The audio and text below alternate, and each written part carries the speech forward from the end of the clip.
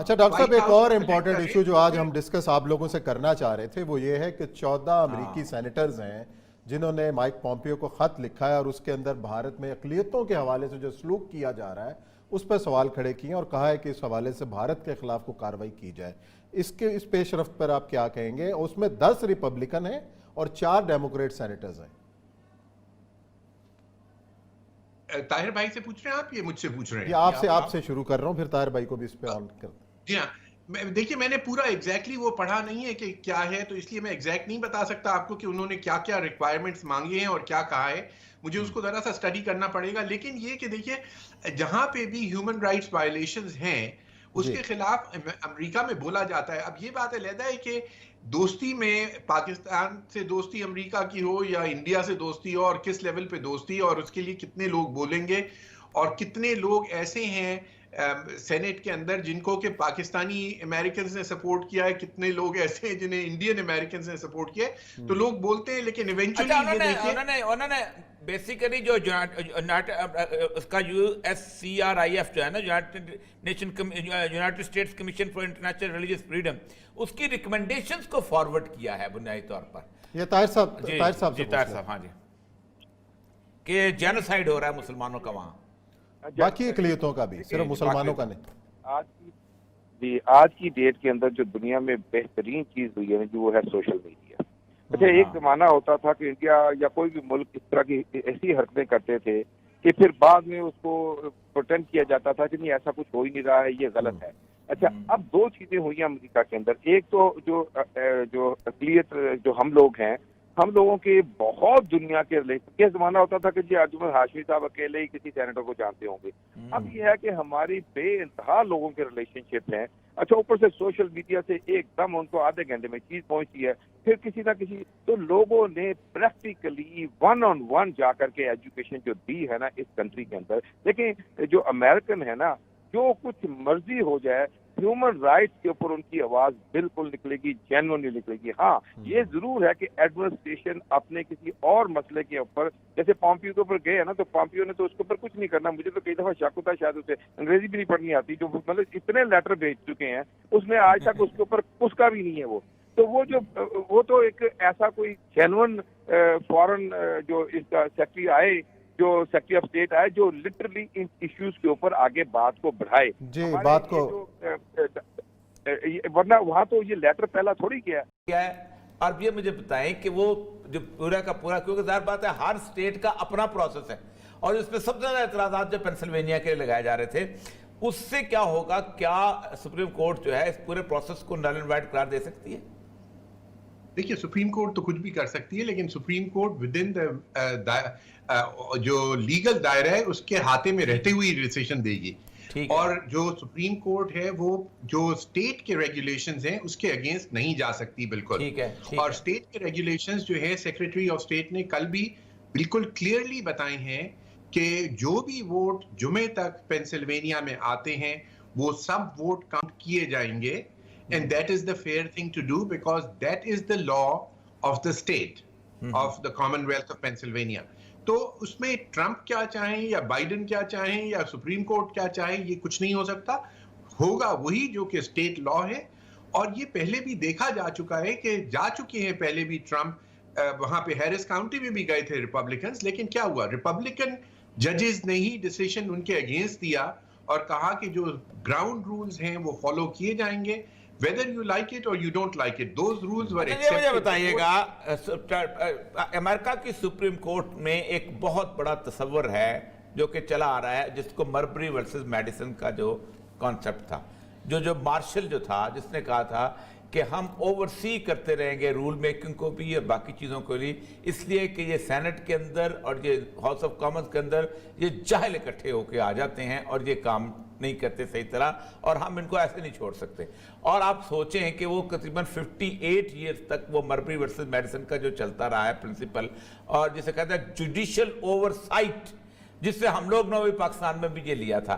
मुझे ये बताइए कि ये मार्शल का जुडिशियल ओवरसाइट जो है, क्योंकि जिस तरह की सिचुएशन बनती जा रही है, पोस्टल बैलेट पे इतराज़ात के, उसके प्रोसेस के, फिर बाकी चीज़ों पे हर स्टेट अपने हिसाब से चलती जा रही है, इसके ऊपर क्या आप समझते हैं कि एक कन्फ्यूजन क्रिएट हो जाएगा? जबकि लॉ एंड ऑर्डर सिचुएशन भी, अभी मैं पढ़ रहा हूँ कि हर शहर जहाँ काउंटिंग है वहाँ हंगामे शुरू हो चुके हैं। देखिए, पहले तो मैं ये क्लैरिफाई करूंगा कि हंगामे नहीं हुए, प्रोटेस्ट और हंगामे में बहुत फर्क है। प्रोटेस्ट किया जा सकता है, लेकिन प्रोटेस्ट डिस्ट्रक्टिव लेवल पे जब पहुंचे तो फिर आप उसको हंगामा कह सकते ठीक है, हैं। समझ हंगामे गए। नहीं हो रहे, कुछ प्रोटेस्ट हैं, और ऑब्वियसली हर जगह पे एक चार्ज इलेक्शन होता है, चाहे इंडिया, पाकिस्तान हो, अमेरिका में वही इंसान बसते हैं, और हर एक की इमोशंस हाई हैं इस वक्त। तो ये कहना कि प्रोटेस्ट नहीं होगी, प्रोटेस्ट होगी, लेकिन ये कि डिस्ट्रक्टिव प्रोटेस्ट नहीं हो रहे हैं। आप मुझे जो टीवी पे आप जो तस्वीरें दिखा रहे हैं, ये मुझे नहीं पता कहाँ की है, लेकिन ये ऐसी कोई चीज नजर नहीं आ रही है यहाँ पे। बिल्कुल नहीं, ये तो देखें, ये तो एक तवील अरसे से, बहुत अरसे से चला आ रहा है। जिस वक्त कोविड हुआ था उस वक्त लोगों ने असला लेके निकले थे, और लोगों ने असला जो था वो खरीदना शुरू किया था।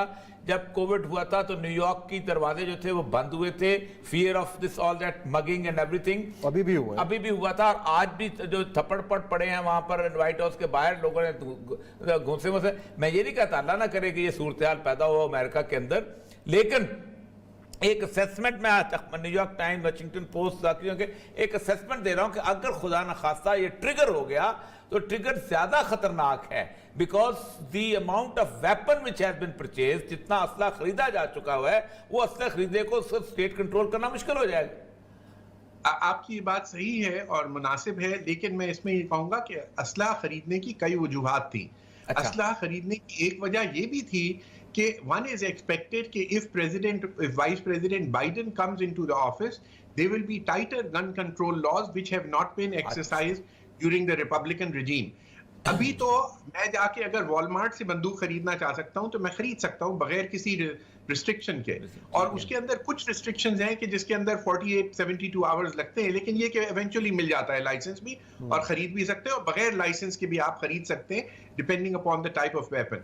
अब अगर डेमोक्रेटिक पार्टी आती है और इनके पिछले 4 साल से बराबर ये सुनने में आ रहा है कि they will be much tighter gun control laws, तो उसके अंदर यस कुछ लोगों ने जरूर खरीदे होंगे, कुछ ने हंगामों के लिए खरीदे होंगे, लेकिन मेजॉरिटी ऑफ लोगों ने बंदूकें इसलिए नहीं खरीदी थी, इसलिए खरीदी थी कि once you have bought it you are grandfathered into the law. अच्छा, नोइंग ट्रम्प जिस तरह किसका है, अब उसके 3 महीने, अगरचे के लेम डक होता है, करता कुछ नहीं है, कुछ नहीं, लेकिन ट्रम्प से कुछ भी एक्सपेक्ट किया जाता है कि जाते जाते और कुछ नहीं तो एक मतलब जो है कि कोई गड़बड़ी कर जाए किसी तरह के लॉग।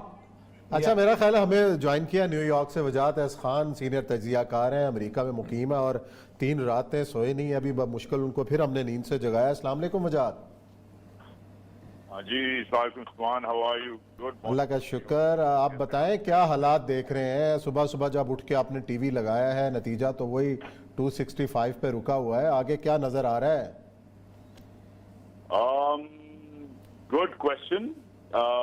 4-5 स्टेट का मुकाबला आई गेस रहेंगे, और दोनों जो साइडें हैं फ्रस्ट्रेटेड हैं और अलग अलग रीजन के लिए। ट्रम्प साहब का पास नहीं चलता कि वो खुद जाके गिन लें वोट और वो खत्म करें, मगर असल में इस मुल्क की जो वीकनेस है वो इसकी स्ट्रेंथ है, और जो इस मुल्क की स्ट्रेंथ है वही इस मुल्क की वीकनेस है। ये बड़ा डिसेंट्रलाइज्ड किस्म का ना इनका सिस्टम है। तो 50 रियासतें 50 स्टेट्स का हमने सुना है, मगर सब 50 स्टेट्स का ना एक अलग रंग है। यूनाइटेड स्टेट्स तो कहते हैं इस मुल्क का, मगर सब 50 स्टेट्स के अलग अलग लॉज। किसी स्टेट में कहा जाता है कि उसी दिन गिनती खत्म होगी, किसी स्टेट के लेजिस्लेचर में लॉ है कि आप 1 हफ्ता भी लगा सकते हैं, किसी स्टेट के लेजिस्लेचर में लॉ है कि 2 बार गिनती होगी, किसी स्टेट के लेजिस्लेचर में लॉ है कि आज रात की गिनती। It depends. अब मसला ये पड़ गया कि यूजली रिजल्ट इतने क्लियर होते हैं कन्वेंशनल इलेक्शन में कि वो एक ही दिन में समझ आ जाती है कि कौन है, मगर क्योंकि एक तो एक बड़ा लूज सिस्टम है, डिसेंट्रलाइज्ड सिस्टम है, और दूसरा कांटे का मुकाबला है। तो अब कुछ स्टेट्स अभी तक, जैसे इनकी जुबान में आप बोल रहा हूँ कि इन प्ले हैं, कुछ स्टेट्स अभी तक अप फॉर ग्रैब, और क्योंकि आपको पता है कि इनका जो इलेक्टोरल कॉलेज सिस्टम है उसमें ना एक पंजाब नहीं है कि आप सही है। पाकिस्तान में है कि एक पंजाब चुक लो तो वो जो जिसने पंजाब चुक लिया वो जीत, इधर सही। वो वाला सीन नहीं